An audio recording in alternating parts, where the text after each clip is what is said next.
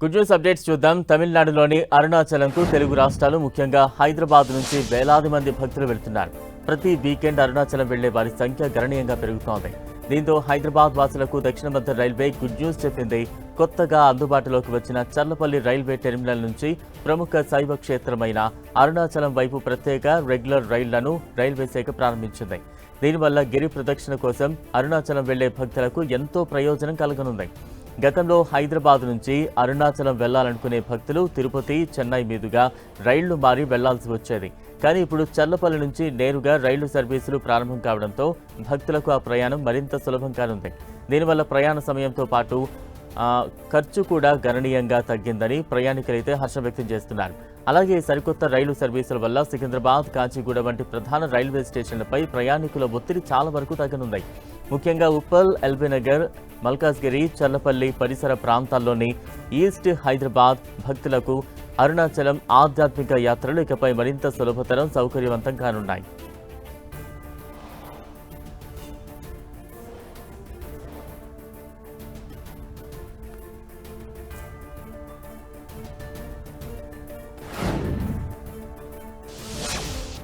భారత రక్షణ శాఖకు చెందిన రక్షణ పరిశోధన అభివృద్ధి సంస్థ డిఆర్డీఓలో ఉద్యోగాల జాతర మొదలైంది. అనుభవజ్ఞులైన సైన్స్, ఇంజనీరింగ్ నిపుణుల నుంచి దరఖాస్తులను ఆహ్వానిస్తోంది. DRDO recruitment and assessment centre advertisement number 157 కింద లాటరల్ ఎంట్రీ పద్ధతిలో వివిధ గ్రేడ్ల సైంటిస్టుల పోస్టుల భర్తీకి అధికారిక నోటిఫికేషన్ విడుదల చేసింది. ఈ నోటిఫికేషన్ ద్వారా మొత్తం 33 రెగ్యులర్ సైంటిస్టు పోస్టులను భర్తీ చేయనున్నారు.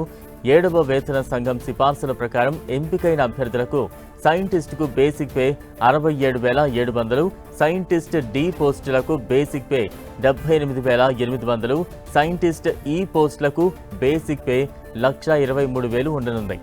ఈ పోస్టులకు దరఖాస్తు చేసుకునే అభ్యర్థులు సంబంధిత విభాగంలో కనీసం 60% మార్కులతో డిగ్రీ లేదా పీజీ ఉత్తీర్ణులై ఉండాలి. సైంటిస్ట్ సి పోస్టుకు కనీసం 3 ఏళ్లు, సైంటిస్ట్ డికి 7 ఏళ్లు, సైంటిస్ట్ ఈ పోస్టుకు కనీసం 11 ఏళ్ల అనుభవం తప్పనిసరి.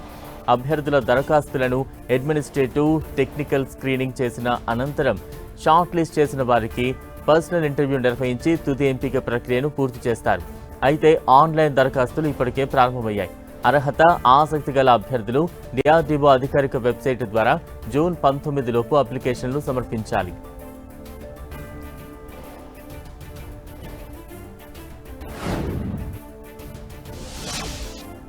ఆంధ్రప్రదేశ్ ప్రభుత్వం వాహనదారులకు తీపి కబురు వినిపించింది. కొత్త వాహనం రిజిస్ట్రేషన్ 24 గంటల్లోనే పూర్తయ్యే కొత్త విధానం తీసుకొచ్చింది. జూన్ 5వ తేదీ నుంచి ఈ విధానం అమల్లోకి వచ్చింది. సాధారణంగా అయితే ఎవరైనా కొత్త వాహనం కొనుగోలు చేసిన తర్వాత షోరూమ్ డీలర్ వద్దే టెంపరరీ రిజిస్ట్రేషన్ చేస్తారు.